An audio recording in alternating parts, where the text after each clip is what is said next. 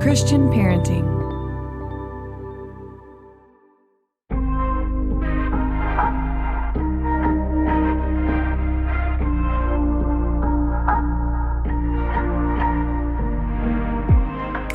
Welcome back to the Journey Podcast. My name is Jonathan Pitts, and I'm your host, and it's a joy to be with you today. Today, we're going to talk about what I call disruptive moments. These are moments in our life. Actually, that phrase is a phrase that I didn't make up. It's a guy named Gordon MacDonald. He wrote a book, an awesome book called The Life God Blesses. Disruptive moments are moments in my life and your life that are incredibly defining. They're moments that force us to think really deeply about life and purpose and God and ourselves. And I'm actually going to be talking with two really important people in my life. Two people that probably very few of you have ever heard me talk about or talk to, but I'm excited for them to share their journeys. And my hope is that in them sharing their journeys, you might get a glimpse about what God might be wanting to do with you and yours. And I think about my own life, disruptive moments, which will take some time to define a little bit more, but a couple of disruptive moments in my life, the most disruptive ever, and the one that's still remaining with me, and the one that the season of this podcast is sort of named after, which is my winter season, was the passing of my wife, Wynter Pitts. It's been a little over 2 years now, and we've talked a little bit about her and that on the podcast, but Wynter's passing was and remains the most disruptive moment in my life. In a matter of moments, my best friend was gone, and my marriage ended, and my daughters were motherless, and my entire family, our ministry, and our calling seemed to be in question, and that was a really defining moment in my life. And what's interesting about disruptive moments is oftentimes they're not just defining for us as individuals, but they're defining for groups of people, and Wynter's passing was one of those. It was the passing of a girl that had a massive impact on lots of people in our family, but also lots of little girls. She had a ministry for girls called For Girls Like You, which I still carry on to this day, and thousands of girls that would read her words and her magazine, and many more people that would be affected and impacted by that disruptive moment of her going to eternity and going home to be with Jesus. But I'll never forget, it's really interesting because I think back on disruptive moments in our lives, and one of the most disruptive moments that I watched Wynter go through really defined the rest of her life. I shared a little bit about this in another podcast, but Wynter made a decision, I guess at the time, she was probably about 27 years old when she was pregnant with our twins, our last two girls, Carmen and Olivia. She just felt like God was calling her to come home, to be with our girls full time, to give up career and aspirations that she had for writing and all these different things in order to fulfill what she thought was God's purpose for her in that moment, which was actually just being with our girls and taking care of them and giving her full-time efforts to discipling and growing and feeding and all the different things that had to happen with our four girls. And I'll never forget her doing that, because when she did it, it was actually really a difficult decision for her. It wasn't something that she was that excited about doing, but felt like God was calling her to do it.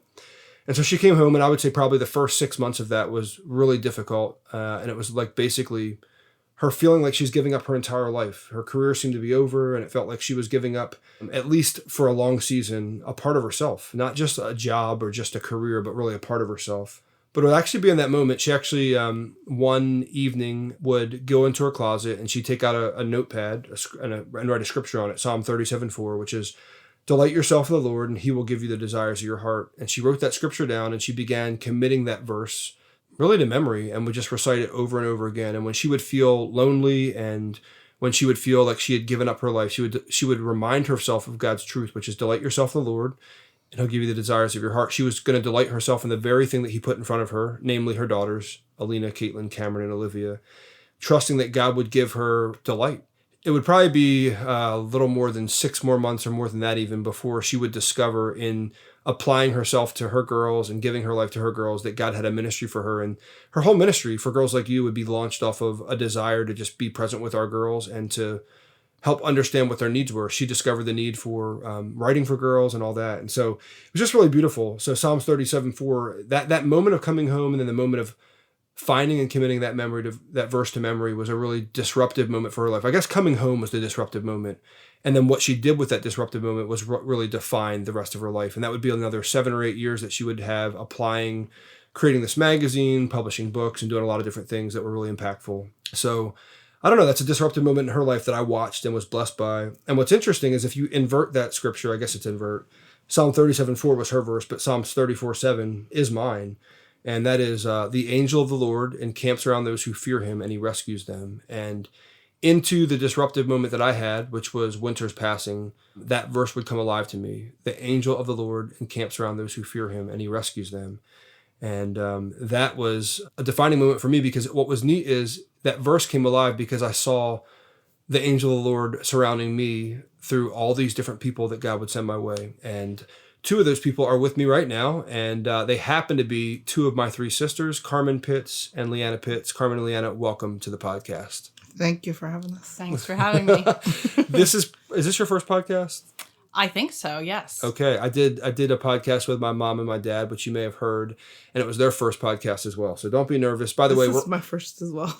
This is your first? Yeah. This is Carmen's first as well. So don't be scared. Don't be afraid. Did I say scared? Don't be afraid. We actually are hiding in Carmen's bedroom in my house. Carmen lives with me. And we're hiding because there are 7 little kids running around the house somewhere, and my brother-in-law who's got like the Lakers game blasted. And so hopefully we can stay free of any sounds that might come. But I wanted them to come on because, when I said that Wynter's passing was a disruptive moment for a lot of people, it was a disruptive moment for my entire family. Wynter was their sister-in-law for 15 years and 27 days, as long as she was my wife. And I guess before I say anything else, I would just love for you guys to just share just a little bit, not real long, but just your relationship with Wynter and what that was like for you. I mean, she was always my wife and your sister-in-law to me, but what was she to you? Yeah, so for me, I knew Wynter from late high school. So formative years, watching her become a wife and a mother, and she was fun too. So I remember days where she would share her pajama, or my pajama pants, I should say. They fit her better than me. And just really watching her prioritize her family, prioritize her marriage, and following behind her. So she was really a role model for me. A short role model, because you're much taller than she is. Much taller. Yeah. Carmen, what about you? For me, Wynter was like a voice of reason for me, mostly against the rest of my family. And she was very much a defender for me. Just enjoyed the laughs that I had with her. And but the biggest thing was she was my biggest supporter. She had you stick up for yourself in a family of people that are like a den of wolves. Absolutely. Yeah. Absolutely. If you don't know anything about my family, I think I always define it like this, like, there are 5 kids. I have a twin brother, 3 sisters, and my parents, and we didn't grow up with a ton. So like people that watch me eat, like Anthony Evans Jr. always says when he watches me eat, he says that I always eat as if it's my last meal and I'm protecting the food from somebody else. So, True. Anyway, so yeah, like a defender. I can see that. It's beautiful. I guess what I want to ask, because I want to talk about disruptive moments. For Carmen, you're a what I would call a surrogate mom to my girls. Carmen moved into my home with me the day that Wynter passed away, or not the day she passed away, but the day of the funeral. Carmen walked up to me and just said, "Hey, I just have this sense that God's telling me if you need me to come to Nashville to be with you and the girls, like I can come and I'll be there." And Carmen's never been married, never had kids. She's always prayed for a family, and we've prayed for a family for her. For whatever reason, that hasn't been in her plans, but I would say that one of the disruptive moments in my life was when you walked up to me and said that. I didn't think it at the moment, because in the moment I was thinking to myself, I'll be fine. I'm like a type A and I can handle this, is kind of what I thought. And so we were actually leaving Dallas, moving to Nashville at this time. We'd already moved to Nashville, but we were coming back to Nashville after having moved there 2 weeks ago after Wynter's funeral.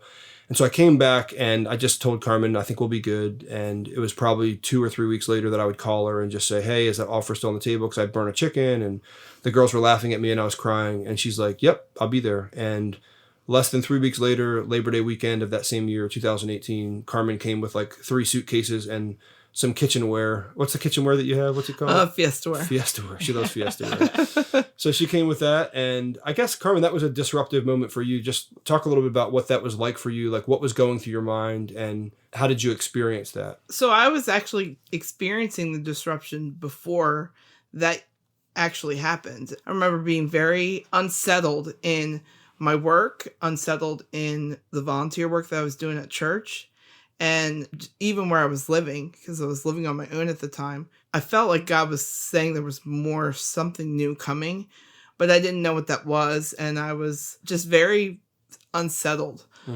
And so I was already experiencing a disruption into what I thought would be perfect. I was living on my own, had a job that was, after a year of not having a job, a church family that I loved. And so, like in most ways, it seems like life should have been fine, and you should absolutely. I should have been extremely happy where I was, especially since this was the first time living on my own. Yeah. So it's interesting you say that, because let me just share, like, there's a great illustration that Gordon MacDonald talks about in his book when he talks about disruptive moments, and he talks about life being like one of 2 ways, either a primary, if you think about road systems, like a primary road or like an interstate, where like the goal is getting from point A to point B as fast as you can. And I think it's kind of like what you would think of when you think of the American life, like point A to point B as fast as you can, nonstop driving from one end of the country to the next if you're going across the whole country on the interstate. The only advice that you get is stay awake, stay within the speed limit, and get gassed up. Make sure you have enough gas. It's pain-free, but it's also kind of eventless. Like when you're on the interstate, I know we grew up on the interstate, just driving all over the interstate, just back and forth. Never flew until I was in college, I think. Yeah. You know, it was eventless and it was pain-free unless our car broke down, obviously, which that happened a few times. Yes.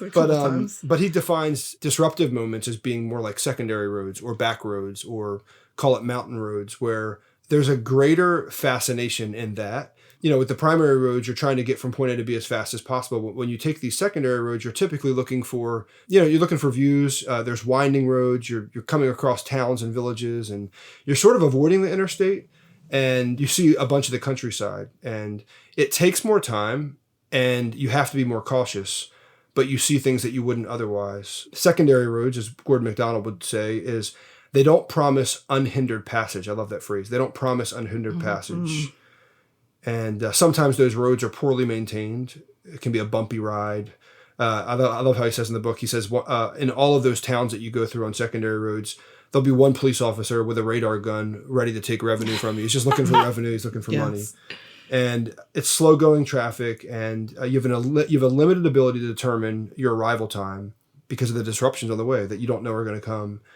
And he talks about the fact and the reality that life rarely goes like the primary road. You want it to. And I think that's very much an American thing. We want life to be put together, and we make more money every year, and our jobs keep progressing, and people live forever, and our kids don't do anything wrong. And that's just not how life goes. And so it's what's beautiful for me is when I think about Carmen's disruptive moment, her disruptive moment actually met me in mine. And there was a grace in that and a kindness from God in that. And what's really cool about that is Carmen, before coming to me, would actually go support my sister Leigh-Anna. Leigh-Anna, talk a little bit about that, because I know that was a disruptive moment for you. Just kind of share a little bit about it. So it's interesting that we're talking about sort of this traditional American pathway or expectation. Most of my disruptive moments are related to expectations that I have that God makes very clear are not his plan. So I should say my name is actually Leigh-Anna Rubio. I think I was introduced with my maiden name, Pitts. Oh, sorry. My bad. But I got married, and after graduate school had a relatively uneventful transition into a career path, had my first child. And then life sort of got turned on its head. So my husband's training took us to Los Angeles. Instead of where I was expecting to be in San Diego, right next door to my sister Erin. Sounds like a lovely life. Yeah, it's exactly what I expected. And we ended up in Los Angeles, and my career path became unclear. That was the beginning for me of a string of disruptive moments that are really pretty beautiful, including where Carmen would intervene in supporting my life as well. When we moved to Los Angeles, shortly thereafter, I ended up having a miscarriage and then was able to... You had two babies at the time, or one? So I had Milana, my oldest, and then I had a miscarriage when we were trying for our second. And then after that, Jackson would come. And that was really beautiful and a real blessing after a lot of heartache. But Jackson was power-packed, and I was exhausted. My husband was a resident, and I was sleepless and really feeling overwhelmed. And Carmen called me one day and said, hey, kind of as a joke, perhaps I can come live with you. And I said, well, that's not really funny. Are you available? And Carmen actually came and lived with us. And I will say this lightheartedly, but pretty seriously, that she saved our marriage by just giving the support that Edward and I needed to be able to really thrive in a very challenging time of our life. And so Carmen stayed with us through the first part of Jackson's life, and really through that whole time, starting back before we even moved to Los Angeles, God spoke to me through Matthew about seeking his kingdom first. And so that was sort of the beginning for me of really reframing my focus away from my kind of career or expectation path and really focusing back on what God had for me. Yeah, it's interesting. I say, I think I said this in the last podcast that, I think about grief when it comes to death and Wynter's passing, but grief in general is just basically the process of dealing with unmet expectations. And you talked about all these expectations you had, and then now you're having to basically kind of die to those expectations, which is a grieving process. And it's really fun that the same way that God sent Carmen into my life to help me in my grief process, he sent her into your life to deal with the same, which was also, I didn't even remember that you had had a miscarriage. Yeah. But that she sent Carmen into that as well. Gordon MacDonald says, life is full of disruptive moments, those unanticipated events, most of which one would usually have chosen to avoid had it been possible. What's interesting to me, Carmen, is I guess my question for you is, I think about you kind of stepping into that space. Did you go into both like my space and Leigh-Anna's space, like just willing and excited, or just what did that feel like for you? Because I don't think either time was like, you just were like super excited about it. Were you nervous about it? Just kind of explain your process and how you were thinking about that. So in the case with Leigh-Anna, I had lost my job. So it was very scary because there was a lot of unknowns about how everything would work out. Mm-hmm. So you were really in a disruptive moment yourself. It wasn't just absolutely. I mean, I was losing my job in less than a month. Like I didn't have time to really process a lot, and it happened super quick. I mean, I believe I was laid off in October. And I was in California by December. Wow. So I really had no time really to process even what was happening until I got to LA. That was really the unknown of not knowing how financially it was going to work out was very disruptive in the case of Leigh-Anna. I feel like in the case of coming here to Franklin, it was not as disruptive. Only because it answered some questions that I was already asking. I knew something was coming, and so it just kind of pieced things together. And also kind of fit the purpose of my singleness. Mm-hmm. Because what immediately people kept saying before I moved here was, wow, I really wish I could be able to do that, but I'm not free. Yeah. Even thinking about, I remember having conversations with my two sisters. My younger two sisters, Erin and Leigh-Anna. Leigh-Anna's on the podcast. Erin lives in Japan right now. But just the reality of them wishing they could do more. But they each at the time, I think, had 3 kids. Mm-hmm. And it was impossible for them to drop their lives. And you basically dropped your lives for me and for the girls. It's interesting about disruptive moments. He says further in the book, disruptive moments force you to go deeper into the realm of your soul. He calls it soul talk. Those unforgettable, sometimes life-changing, at least life-stabilizing conversations between God and myself and others.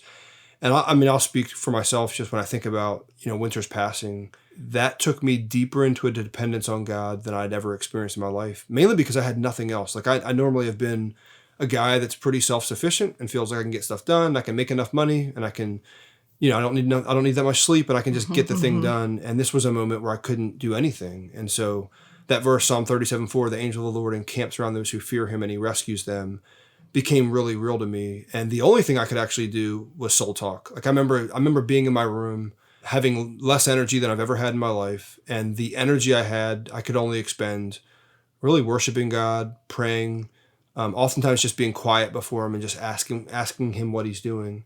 What's been, Leigh-Anna, talk about a little bit, because we've not really ever really talked about your miscarriage. You brought it up. I mean, I'm curious, like, when you hear about soul talk, like what was it? Was that like a deep experience in soul talk for you, or what? Yeah, what stands out to me the most? I was devastated, and Edward and I were actually talking about it today. Edward's your husband. Edward's my husband, yes, and he's a physician, so everything is very logic and medical for him, and so he experienced a certain number of losses like that in early pregnancy, and so for him it was much more matter of fact. For me, it never occurred to me, even though my mother had miscarriages, it never occurred to me that it was a possibility. Mm-hmm. So I remember hearing the heartbeat, and I remember when I was first told that it was likely that I was going to lose the baby, I couldn't pull it back together. Like I remember I walked into work because I didn't know what else to do.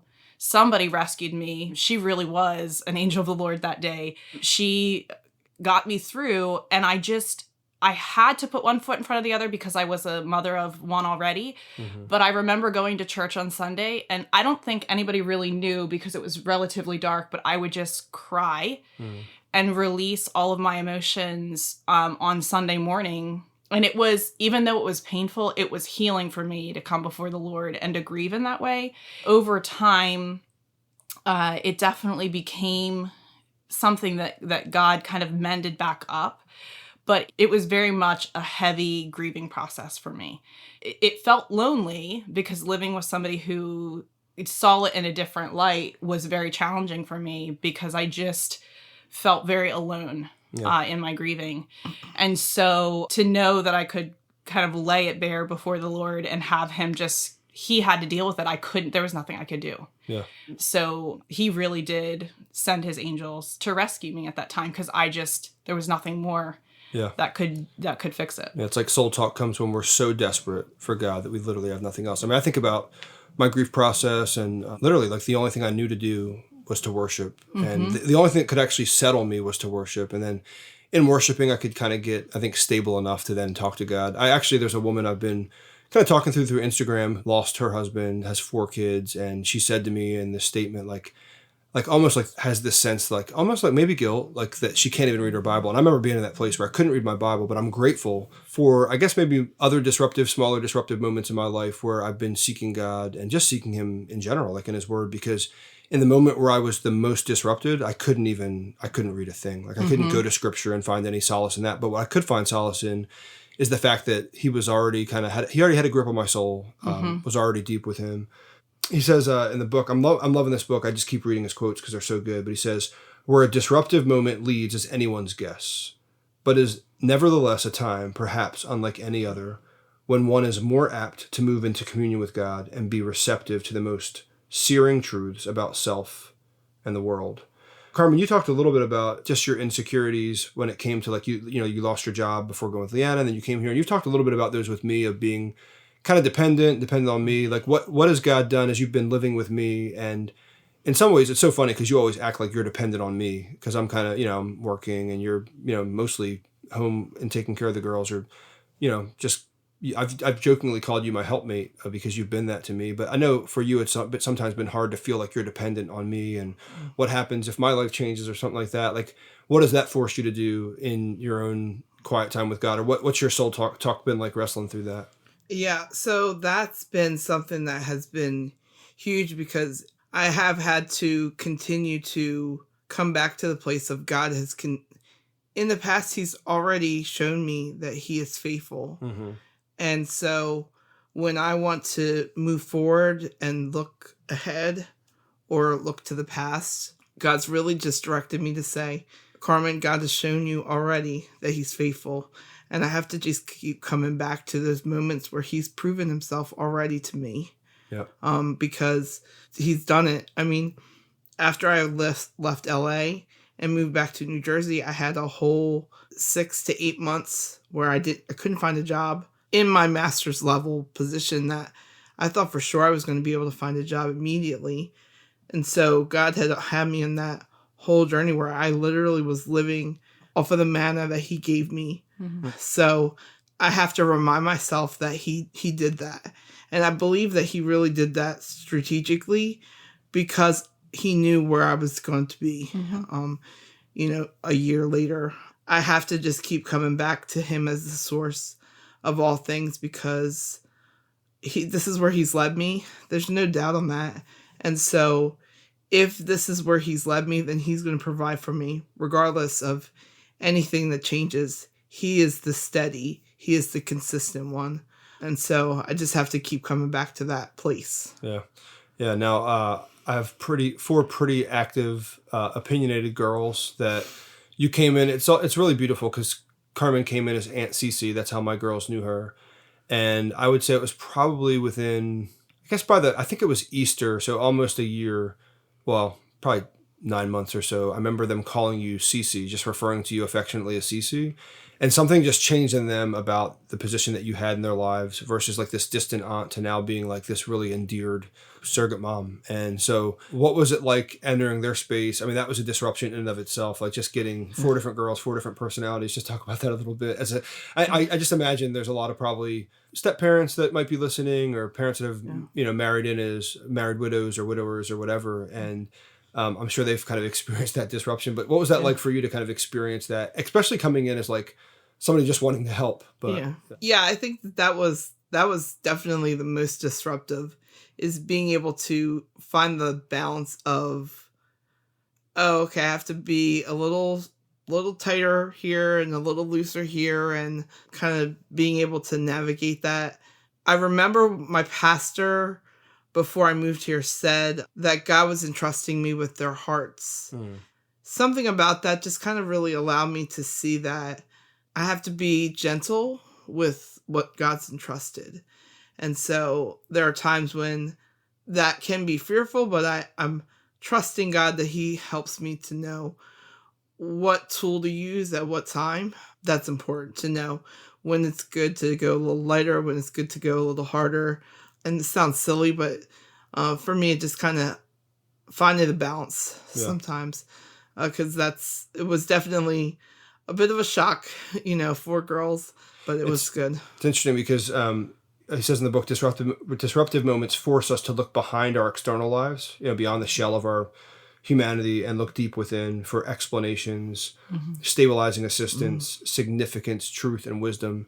And I would say the area that I've been challenged the most in losing Wynter, I'll never forget, realizing that I developed a codependent relationship with my girls, because I was so wanting them to be happy. They lost their mom. They've gone through a lot. They moved to a new state, new school, new church, new everything. And I remember wanting them to just be happy. And so when they were happy, I was happy. And when they were sad, I was sad. And when they were mad, I was mad. And I was kind of mirroring back whatever they were showing me. I was mirroring back, thinking it would be helpful. And I wasn't cognitively thinking that. It wasn't like it was on the top of my head.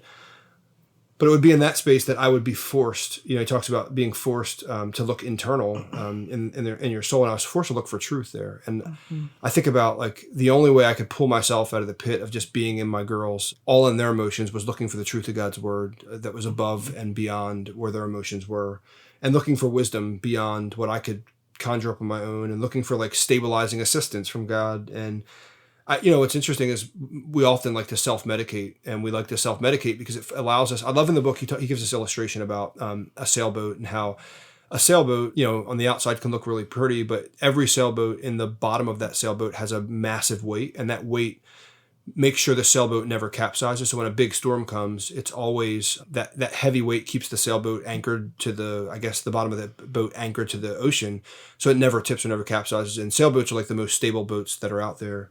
He talks about that weight being, I guess, a healthy soul, or a soul that just knows who it is, what it is, and a soul that's anchored. We typically don't want to think about that, or we don't want to go to that soul level. We don't want to have a deep anchor, and that's really what's necessary in really difficult times. We'd rather just self-medicate. We'd rather, would that be whatever, shopping or alcohol or drugs or television or shopping, or name the thing, right? We all have our thing. But how important it is to have that anchored soul that we're developing, that we're living out of, instead of just living on the surface. There's a couple of biblical examples. Well, there's lots of biblical examples of disruptive moments. I like to think about the two disciples on the Emmaus Road, as Jesus kind of walks up to them after he dies, and how do you say it? Rose again. And these disciples realize it's Jesus, and Jesus gives them this motivation and this courage to go on. I think about Paul on the road to Damascus and his salvation experience. That was a disruptive moment. I think about Abraham when he's sacrificing his son Isaac, and the angel stops him just before he sacrificed his son, and just the level of the faith that's built in that disruptive moment in his life. But there are all these disruptive moments that God is looking to go take us deeper into our souls, and deeper into our relationship with him, and deeper into a relationship of trust with him. And I think what's really beautiful for us as a family, we've all been impacted, my mom and my dad who are on the podcast, and you guys, and my twin brother, but all of us, just this reality of God is only taking us deeper as a family. He's taking my girls deeper at a soul level. And I'm still in a place of trying to figure out what does it look like, because I'm only 2 years beyond Wynter's passing. And there are already some areas in my life where I don't want to go to that soul level, and I don't want to deal with the disruption, because it requires change. It requires growth. But yeah, anything else that you guys would want to add about Leigh-Anna? You look like you want to say something. I'm just waiting for you to add some wisdom here. Well, so for me, when you were asking about my experience with the miscarriage, at that point, I think it really was that depth and that heaviness. It's like God emptied me out at that stage. So it became not about my self-sufficiency anymore and me realizing my humanity and my inadequacies. And so in the series of things that have happened since, I went through an unplanned pregnancy. God very clearly after Wynter's passing had me walk away from my career as I knew it. And in all of those things, what he kept bringing me back to is my favorite hymn, It Is Well With My Soul. And that hymn is written out of grieving and out of heaviness. And so God is always reminding me that it is about that deep piece of reality, which is that it's about my soul, not necessarily about my comfort or my plans. And so it really is well with my soul when I'm connected to my Savior. And he really does have that ability to move us forward and use those painful moments and sometimes self-created pain, right? Because we expect something that isn't aligned with what he wants for us. So sometimes for me, especially, it's about my own expectations. So knowing that it really is well with our soul and knowing that he is our anchor, for me is where I find peace. And yeah, so that's really it. And his unfailing love for us. I think I was thinking of all these phrases that the Lord has planted in my soul ever since I began to kind of yield to his kingdom and his plan. Well, it's interesting you use those words, anchor and soul. There's a verse I was thinking of, Hebrews 6:19, that says, "We have this hope as an anchor for the soul, firm and secure. It enters the inner sanctuary behind the curtain where our forerunner, Jesus, has entered on our behalf." And basically that verse is just talking about that Jesus is the anchor for our soul, our relationship with him, our connection to him, our communion with him.